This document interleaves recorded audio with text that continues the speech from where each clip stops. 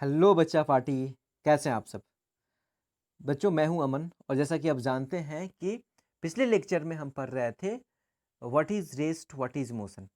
उसका हम जैसे कि क्लास 6-7 में हम लोग जो डेफिनेशन पढ़ते थे उससे अलग थोड़ा एडवांस डेफिनेशन हम पढ़े थे जब एक्स कोऑर्डिनेट, वाई कोऑर्डिनेट और जेड कोऑर्डिनेट की बात हो रही थी तब।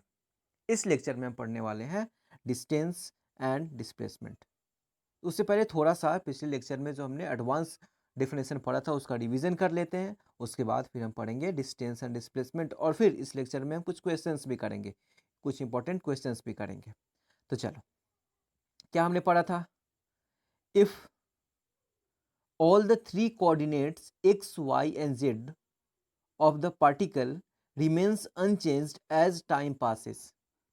देखो, हमने क्या किया था कि ये हमारा कोऑर्डिनेट सिस्टम है। ये कोऑर्डिनेट सिस्टम, इसमें ये एक्स एक्सिस, ये वाई एक्सिस, ये जेड एक्सिस। अच्छा, ये फिक्स नहीं है कि यही एक्स एक्सिस रहेगा, यही वाई एक्सिस रहेगा, यही जेड एक्सिस है, ऐसा कुछ नहीं है। हम इसको भी वाई एक्सिस ले सकते हैं, इसको भी जेड एक्सिस ले सकते हैं, इसको भी एक्स एक्सिस ले सकते हैं।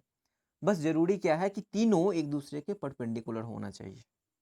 ओके, ये हॉरिजेंटल, ये वर्टिकल और ये जो थर्ड है जो मैंने ये वाला ड्रॉ किया है, एक्चुअली ऐसा कुछ नहीं होता। ये आपका जो डिवाइस है, डिवाइस के प्लेन के परपेंडिकुलर आपकी तरफ आता हुआ है। लेकिन ऐसे तो हम ड्रॉ नहीं कर सकते ना। ऐसे आपके फ़ोन के बाहर कैसे कोई लाइन ड्रॉ कर सकते हैं हम? हाँ, फ़ोन के बाहर की तरफ नहीं कर सकते ना। इसके लिए उसी को रिप्रेजेंट करने के लिए एक दूसरे के परपेंडिकुलर होने चाहिए।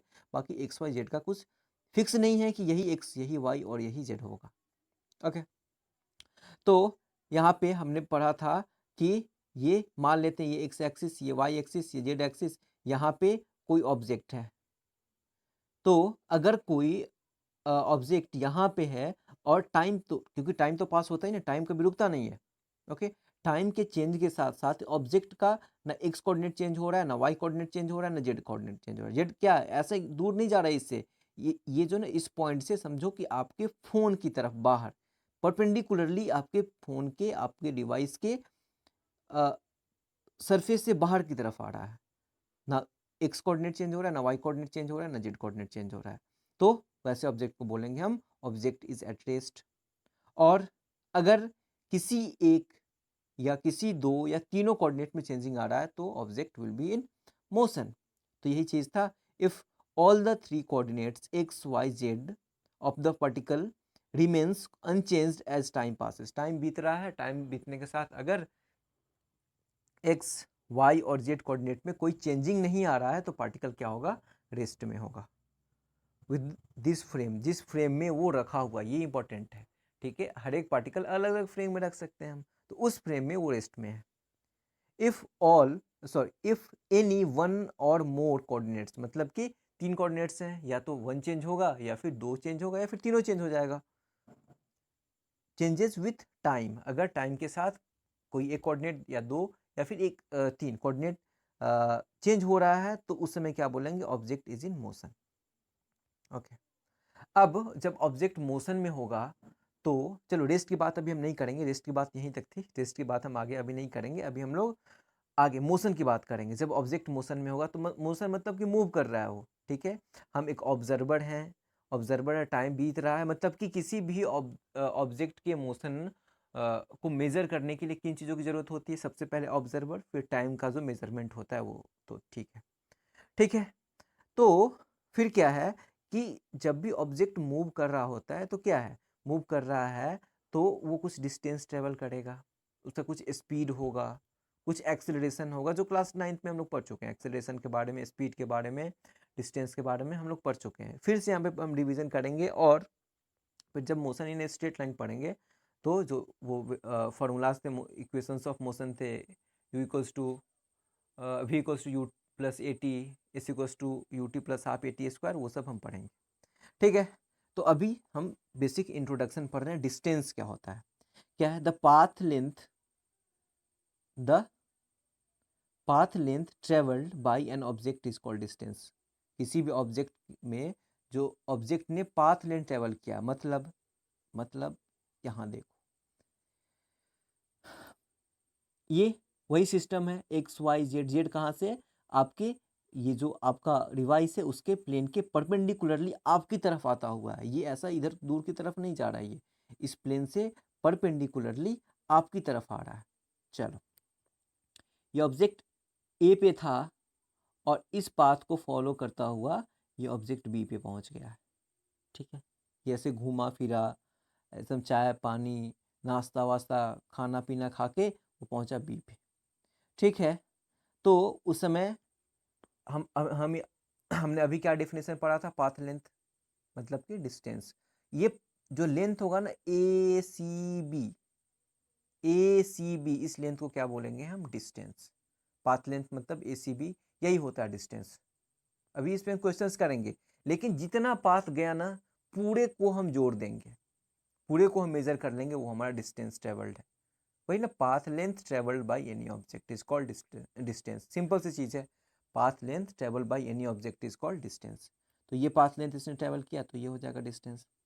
ये कैसा क्वांटिटी है इसका, सॉरी ये इसका यूनिट क्या होता है, ऐसा यूनिट मीटर होता है और हम रिप्रेजेंट करते हैं एम से। डायमेंशन क्या है, देखो मास, डिस्टेंस में मास 0 है, लेंथ है, जो डिस्टेंस मेजर कर रहे हैं वो लेंथ है, और टाइम 0, टाइम तो मेजर कर ही नहीं रहे, इसमें टाइम का कोई सवाल ही नहीं है, जिस बस हम लेंथ मेजर कर रहे हैं। तो m0 LT0। ठीक है, ये कैसा क्वांटिटी, स्केलर क्वांटिटी, ये पाथ पे डिपेंडेंट है। डायरेक्शन क्या है उससे फर्क नहीं पड़ रहा है, पाथ हम बस मैग्नीट्यूड फाइंड कर रहे हैं। डायरेक्शन क्या है, ये इधर गया ऐसे ऐसे घूम फिर रहा है, रानी घर, फुआ घर, ये सब सब हर जगह घूम के आ रहा है, उससे हमको फर्क नहीं पड़ रहा है कहाँ कहाँ गया, बस वो पाथ कितना चला उससे फर्क पड़ता है। तो हो गया डिस्टेंस। नेक्स्ट टॉपिक है हमारा डिस्प्लेसमेंट। अच्छा डरो मत, अभी हम लोग क्वेश्चंस करेंगे, अभी इसके बाद हम लोग क्वेश्चंस ही करने वाले हैं, तो हम लोग को अच्छे से समझ आएगा। Displacement, the shortest distance is called displacement. Actually यहाँ पे होगा the shortest distance between 2 point is called displacement. मतलब कि ए से बी, लिख लो, the shortest distance between 2 point, the shortest distance between 2, shortest distance यहाँ पे ए बी है, ये तो ए से अगर यहाँ भी जाएगा तो ये भी ज़्यादा हो जाएगा, ये भी ज़्यादा हो जाएगा। शॉर्टेस्ट डिस्टेंस ए बी है, एकदम स्ट्रेट पाथ। शॉर्टेस्ट डिस्टेंस मतलब कि शॉर्टेस्ट डिस्टेंस स्ट्रेट पाथ ही होता है। अब देखो ये शॉर्टेस्ट डिस्टेंस ए बी हो गया, तो ये हमारा डिस्प्लेसमेंट हो गया। इसका ऐसा यूनिट क्या होता है, लेंथ है, ये मीटर होगा। डायमेंशन वही होगा जो डिस्प्लेसमेंट का, सॉरी डिस्टेंस का होगा।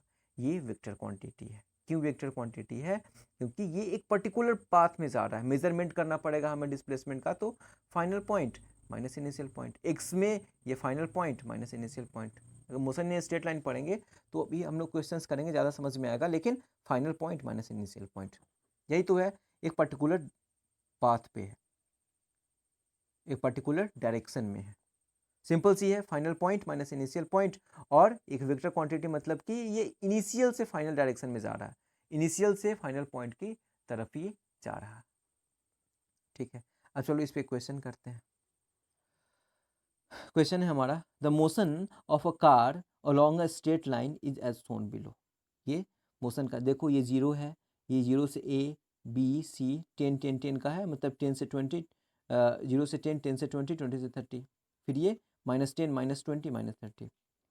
Find distance and displacement when car moves 0 to A, 0 to A to B to C, मतलब 0 से ए जाता है, ए से बी जाता है, बी से सी जाता है, फिर सी से बी आता है।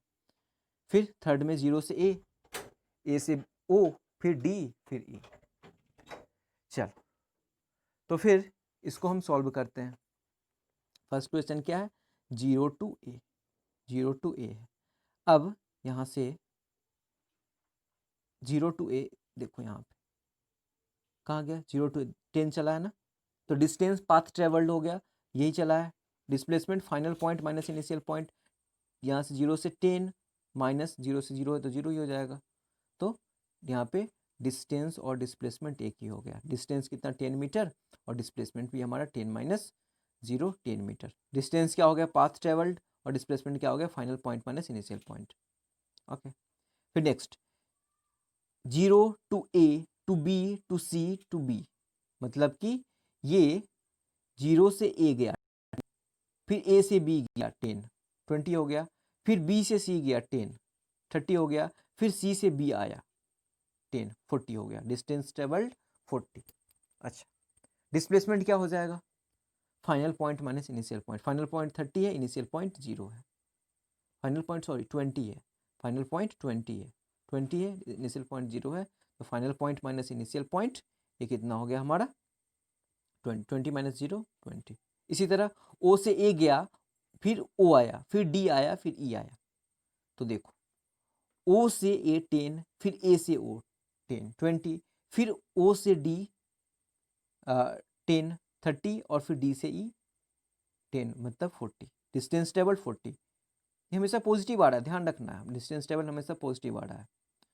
अच्छा, डिस्प्लेसमेंट क्या हो जाएगा? फिर से final point minus initial point. Final क्या है? -20, फाइनल -20, इनिशियल 0, तो -20 माइनस 0, तो ये हो गया -20, मतलब कि डिस्प्लेसमेंट माइनस में आ सकता है। तो क्या है यहाँ पे? ये हमारा डिस्टेंस टेबल 40 और डिस्प्लेसमेंट -20 माइनस 0, मतलब कि -20 मीटर। तो क्या है? डिस्टेंस हमेशा पॉजिटिव होने वाला है। डिस्टेंस टेबल अगर ऑब्जेक्ट मूव कर रहा है तो 0 का भी नहीं हो सकता।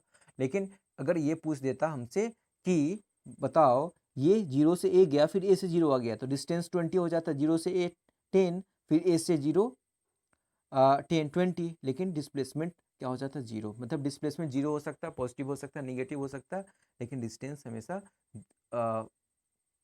पॉजिटिव ही होगा। तो एक बेसिक सा क्वेश्चन था। एक क्वेश्चन और है, ठीक है, जो आपको सॉल्व करना है। क्वेश्चन है, लिख लो, a man has to go 50 metre due north. ये 50 मीटर नॉर्थ में गया, 40 मीटर ड्यू ईस्ट, यहाँ से फिर ईस्ट में 40 मीटर। देखो ये ईस्ट है, वेस्ट है, नॉर्थ है, साउथ है। तो क्या है question? A man has to go 50 metre due north, फिर 40 metre due east and 20 metre due south. 20 metre due south, मतलब यहाँ से साउथ में ऐसे, साउथ नीचे की तरफ है ना, साउथ में जा रहा है 20 मीटर, मतलब यहाँ पे, यहाँ से 50, ये 40, फिर ये जो डिस्टेंस है ये 20 मीटर। ठीक है, एक फील्ड पे पहुँचने के लिए ऐसे जाना पड़ा। What distance he has to walk to reach the field. Field पे पहुँचने के लिए उसको कितना डिस्टेंस चलना पड़ेगा। What is his displacement from his house to the field. घर से फील्ड का क्या डिस्प्लेसमेंट, मतलब डिस्टेंस से फाइंड करना, डिस्प्लेसमेंट में फाइंड करना है। ये थोड़ा पाइथागोरस थ्योरम का यूज होगा।